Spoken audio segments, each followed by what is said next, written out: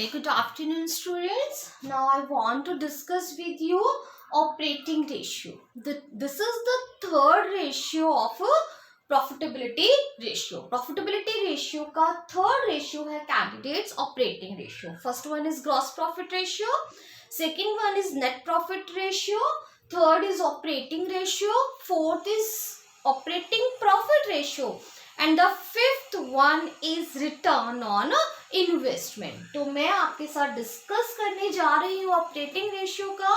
मेरा main motive है यहाँ पर ऑपरेटिंग एक्सपेंसेस और ऑपरेटिंग इनकम्स को अच्छे से मैं कंसीडर कर सकूं. तो आप देखिए, जैसे कि आप देख रहे हो, इसका फॉर्मूला होता है cost of revenue from operation plus operating expenses minus operating incomes divided by revenue from operation. तो कैंडिडेट्स, ये फॉर्मूला आप कैसे लर्न कीजिएगा? देखिए, प्रॉफिटेबिलिटी रेशियोज में first formula, first ratio gross profit, second net profit ratio and the fourth is operating profit ratio. ये तीन तो रिलेटेड है प्रॉफिट से, बट कैंडिडेट्स ये जो कॉन्सेप्ट है, आप देखिए यहाँ प्रॉफिट वर्ड नहीं लिखा, that's mean operating cost ratio. Operating ratio का मतलब ऑपरेटिंग कॉस्ट. दैट्स मीन कि जो एक कंपनी है उसको उसकी क्या कॉस्ट आ रही है, वो जिस भी बिजनेस से रिलेटेड है उसको ऑपरेट करने की उसकी क्या कॉस्ट आ रही है. तो आप देखिए cost of revenue from operation, तो आप बहुत ही अच्छे से जानते हैं कि cost of revenue from operation के अंदर जो कॉस्ट कंसीडर की जाती है वो ट्रेडिंग अकाउंट से रिलेटेड होती है. इसका फॉर्मूला क्या होता है? Opening inventory plus net purchases plus direct expenses minus closing inventory. That's mean कि इसने मैन्युफैक्चरिंग कॉस्ट को कंसीडर कर लिया. मान लीजिए आप किड्स वियर बनाने की आपका जो प्रोडक्ट है कंपनी का, वो किड्स वियर बनाता है, तो आपकी जो मैन्युफैक्चरिंग कंसर्न है, आपकी जो फैक्ट्री है, वहां पर जो आपकी कॉस्ट आएगी तो वो कहाँ लिखी जाएगी? Cost of revenue from operation में लिखी जाएगी. इसका फॉर्मूला दोबारा से सुनिए, opening inventory plus purchases plus direct expenses minus closing inventory. तो आपकी ये वाली कॉस्ट निकल कर आ जाएगी. दैट्स मीन आपने यहाँ पे कौन सी कॉस्ट कंसीडर की? आपके बिजनेस को ऑपरेट करने से रिलेटेड. तभी तो फॉर्मूला रेशियो क्या है? Operating ratio. फिर आप इसके अंदर क्या ऐड कर रहे हैं? ऑपरेटिंग एक्सपेंसेस, जो कि ऑफिस से रिलेटेड है. ये मैन्युफैक्चरिंग है, ये नॉन मैन्युफैक्चरिंग है. तो यहाँ ऑपरेटिंग एक्सपेंसेस को कंसीडर करने से पहले मैं डिस्कस करना चाहती हूँ आपके साथ. आप सभी ने 11th स्टैंडर्ड में प्रॉफिट एंड लॉस अकाउंट बनाया था. तो प्रॉफिट एंड लॉस अकाउंट के डेबिट साइड में जितने भी एक्सपेंसेस होते हैं उन्हें बोला जाता है indirect expenses. Indirect expenses for the two parts में डिवाइडेड होते हैं, operating expense and non operating expense. तो यहाँ आपको उनमें से ऑपरेटिंग एक्सपेंसेस को कंसीडर करना है, नॉन ऑपरेटिंग को यहाँ पे कंसीडर नहीं करना है. ओके, देखिए ये लिए आपने ट्रेडिंग के एक्सपेंसेस और ये लिए आपने प्रॉफिट एंड लॉस अकाउंट की डेबिट साइड के एक्सपेंसेस. ट्रेडिंग के एक्सपेंसेस को बोलते हैं direct expenses, profit and loss account की डेबिट साइड को बोलते हैं इनडायरेक्ट एक्सपेंसेस. और वो इनडायरेक्ट एक्सपेंसेस फॉर द दो पार्ट में डिवाइडेड होते हैं. First one is operating and the second one is non operating. तो आपको यहाँ पर ऑपरेटिंग एक्सपेंसेस कंसीडर करने हैं. तो देखिए अभी ऑपरेटिंग एक्सपेंसेस लर्न कीजिए मेरे साथ सभी.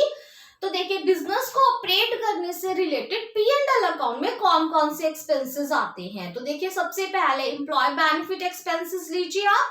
सेकंड नंबर पे आप उसमें ऐड कर दीजिए डेप्रिसिएशन एंड अमोर्टाइजेशन एक्सपेंसेस. और थर्ड आप उसमें लीजिए अदर एक्सपेंसेस. दोबारा सुनिएगा, एक तरफ आप अपने माइंड में सोल ट्रेडर का प्रॉफिट एंड लॉस अकाउंट भी रखिए और वही साइमल्टेनियसली आप कंपनी का statement of profit and loss भी रखिए. देखिए मैं आपको सोल प्रोप्राइटर जो है, जब जो कि आपने 11th स्टैंडर्ड में सोल प्रोप्राइटर का फाइनेंशियल स्टेटमेंट स्टडी किया था, उसके प्रॉफिट एंड लॉस के डेबिट साइड को भी कंसीडर करने के लिए कह रही हूँ कि एक बार उसकी पिक्चर भी अपने माइंड में लेकर आइए. उसके डेबिट साइड के सारे एक्सपेंसेस को आप इनडायरेक्ट एक्सपेंसेस बोलते थे, जिसमें से आप यहाँ पे सिर्फ ऑपरेटिंग ले रहे हैं. वही साइमल्टेनियसली मैं कह रही हूँ कंपनी का स्टेटमेंट ऑफ P&L भी अपने माइंड में लेकर आइए, जहां पे आप सिर्फ किसको कंसीडर कर रहे हो? एम्प्लॉय बेनिफिट एक्सपेंसेस को, डेप्रिसिएशन एंड अमोर्टाइजेशन एक्सपेंसेस को और अदर एक्सपेंसेस को। तीन वर्ड्स में, तीन वैल्यूज मैं आपको यहाँ पे दे रही हूँ, employ benefit expenses, depreciation and amortisation expenses and other expenses. तो वो तीन जो है वो आप यहाँ पे कंसीडर करोगे। वहीं दूसरी तरफ अदर एक्सपेंसेस में आप क्या क्या कंसीडर करोगे, तो अदर एक्सपेंसेस में आपने लेना है office and administration expenses. That's mean कि ऑफिस जो है उसके काम को करने के लिए आपने ऑफिस का कितना रेंट दिया, वहां पर आपके टैक्सेस क्या रहे, आपका इंश्योरेंस कितना रहा, ठीक है, वो सब आप यहाँ पे लोगे। स्टेशनरी के चार्जेस क्या रहे, टेलीफोन के बिल्स क्या रहे, तो ऑफिस एंड एडमिनिस्ट्रेशन एक्सपेंसेस आप उसमें लोगे। सेलिंग एंड डिस्ट्रीब्यूशन एक्सपेंसेस लोगे। डिलीवरी वैन एक्सपेंसेस क्या रहे, प्रोडक्ट को लॉन्च करने के एक्सपेंसेस क्या रहे, तो सेलिंग एंड डिस्ट्रीब्यूशन एक्सपेंसेस आप वहां पर ले लोगे। प्लस आपको वहां पे डिस्काउंट लेना है, बैड डेट्स लेना है, interest on short term loan लेना है। Discount, bad dates, interest on short term loan. Interest on long term loans candidates non operating expense होता है, वो ऑपरेटिंग एक्सपेंस नहीं होता है। मैं दोबारा से रिपीट कर रही हूँ, employ benefit expenses plus depreciation and amortisation expenses plus other expenses. और अदर एक्सपेंसेस में किसको इन्वॉल्व कीजिएगा, office and administration expenses, selling and distribution expenses, discount, bad debts, और दूसरा आपने लेना interest on short term loans. Okay, उसके बाद ऑपरेटिंग इनकम, सिर्फ दो ही ऑपरेटिंग इनकम कंसीडर की जानी है, एक कमीशन रिसीव्ड और एक डिस्काउंट रिसीव्ड। बस सिर्फ दो ही ऑपरेटिंग इनकम आप यहाँ कंसीडर करोगे। तो इस तरीके से ये सब वैल्यूज आप यहाँ डाल दोगे, डिवाइड कर दोगे रेवेन्यू फ्रॉम ऑपरेशन से इनटू 100, तो आपका क्या निकल कर आएगा, ऑपरेटिंग रेशियो। वही दूसरी तरफ आप एक और यहाँ पर रेशियो मेरे साथ कंसीडर कीजिए, ऑपरेटिंग प्रॉफिट रेशियो। इसका फॉर्मूला रहता है students, operating profit divided by revenue from operation into 100। यहां आपको ऑपरेटिंग प्रॉफिट रखना है। अब ऑपरेटिंग प्रॉफिट कैसे कैलकुलेट होगा, तो आप 11th स्टैंडर्ड का फाइनेंशियल स्टेटमेंट अपने माइंड में लाइए। वहां आप ट्रेडिंग अकाउंट बनाते थे, ग्रॉस प्रॉफिट निकल कर आता था। प्रॉफिट एंड लॉस अकाउंट आप बनाते थे, नेट प्रॉफिट निकल कर आता था। ग्रॉस प्रॉफिट और नेट प्रॉफिट के बीच में एक और टर्म रहता था students, that is operating profit.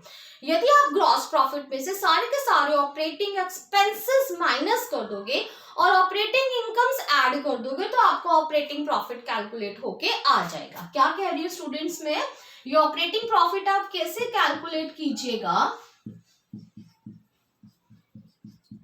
यदि आप ग्रॉस प्रॉफिट जो है उसमें प्लस कर दीजिए ऑपरेटिंग इनकम्स और उसमें से माइनस कर दीजिए ऑपरेटिंग एक्सपेंसेस, तो आपका ऑपरेटिंग प्रॉफिट कैलकुलेट होके आ जाएगा। दोबारा सुनिए, ग्रॉस प्रॉफिट के अंदर ऑपरेटिंग इनकम से ऐड कीजिए।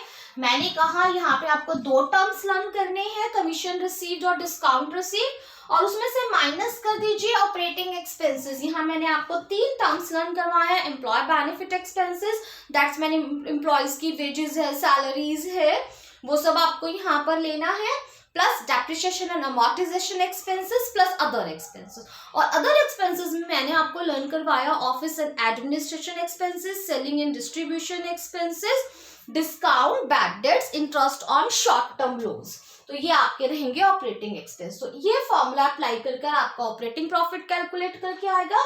वो ऑपरेटिंग प्रॉफिट ऊपर रखिए, नीचे रेवेन्यू फ्रॉम ऑपरेशन रखिए इनटू 100, तो आपका fourth profitability ratio, operating profit ratio calculate होकर आ जाएगा। अब स्टूडेंट्स आपको एक बात ध्यान रखनी है, ऑपरेटिंग रेशियो का आंसर और ऑपरेटिंग प्रॉफिट रेशियो का आंसर, इन दोनों का total always be equals to 100। यदि ये 30% है तो स्टूडेंट इसका आंसर 70% रहेगा, यदि ये 20% है तो ये 80% रहेगा। ये बात ध्यान रखिएगा। तो मोस्ट इंपॉर्टेंट रेशियोज है ये प्रॉफिटेबिलिटी रेशियो का third part and this one is fourth. Okay students, तो बहुत अच्छे से ये रेशियो जो है आप प्रिपेयर कीजिए। मेनली जो स्टूडेंट्स को प्रॉब्लम रहती है वो ऑपरेटिंग एक्सपेंसेस और ऑपरेटिंग इनकम्स को लेके रहती है।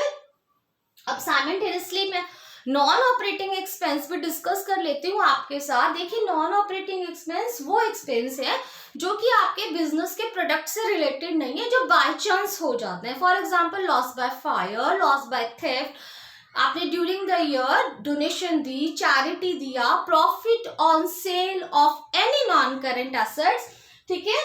तो ये जो है आपके सॉरी स्टूडेंट्स, प्रॉफिट नहीं रहेगा, loss on sale of any non current assets, loss on sale of any non current assets, donation, charity, loss by fire, loss by theft, interest on long term loans, ये सब आपके non operating expense है। दोबारा सुनिएगा students, loss on sale of any non current assets, charity, donation, loss by theft, loss by fire, interest on long term loans, ये सब आपके non operating expense है।